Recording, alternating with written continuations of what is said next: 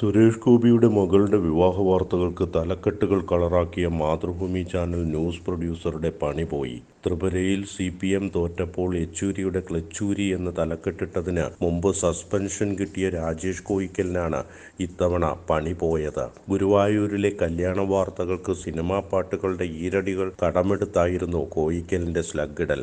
രാവിലെ തന്നെ വിവാഹ വാർത്തകൾ ചാനൽ സ്ക്രീനിൽ തകർത്തപ്പോൾ അതിന് തലക്കെട്ടും സ്ക്രോളും ടൈപ്പ് ചെയ്തിടുന്നത് രാജേഷ് കോയിക്കലായിരുന്നു. ഇതാവട്ടെ സുരേഷ് ഗോപി അഭിനയിച്ച സിനിമകളിലെ പാട്ടുകളുടെ ഈരടികളായിരുന്നു. മണവാട്ടി പെണ്ണൊരുങ്ങി, ഇന്നല്ലേ നിന്റെ കല്യാണം, കല്യാണം കാണാൻ വരേണം, ഗുരുവായൂർ നടയിൽ ഭാഗ്യമാംഗല്യം, ഗുരുവായൂരിൽ കല്യാണമേളം, കുന്നുമണി കൊലുസണിഞ്ഞ്, അഴകാലിലെ മഞ്ഞച്ചരടിലെ പൂത്താലി, മഴവില്ലിൻ കസവണിയും പുടവ ചുറ്റി എന്നൊക്കെയുള്ള ടൈറ്റിലുകളാണ് രാജേഷ് കോയിക്കൽ ഇട്ടത്. പ്രധാനമന്ത്രി നരേന്ദ്രമോദി പങ്കെടുത്ത വിവാഹം മാതൃഭൂമി ചാനൽ ആഘോഷിച്ചത് കണ്ട CPM സൈബർ ഇടങ്ങൾ ഇതോടെ PV ചന്ദ്രനെയും ശ്രേയാംസ് കുമാറിനെയും തെറിവിളിക്കാൻ തുടങ്ങി. മാതൃഭൂമി മേലധികാരികൾക്കെതിരെ സൈബർ ആക്രമണമായി. അങ്ങനെയാണ് രാജേഷ് കോയിക്കലാണ് തലക്കെട്ടിടുന്നതെന്ന വിവരം ചാനലിലെ CPM ലോബി പാർട്ടി സൈബർ വിഭാഗത്തിന് ചോർത്തിക്കൊടുത്തത്. സമൂഹ മാധ്യമങ്ങളിൽ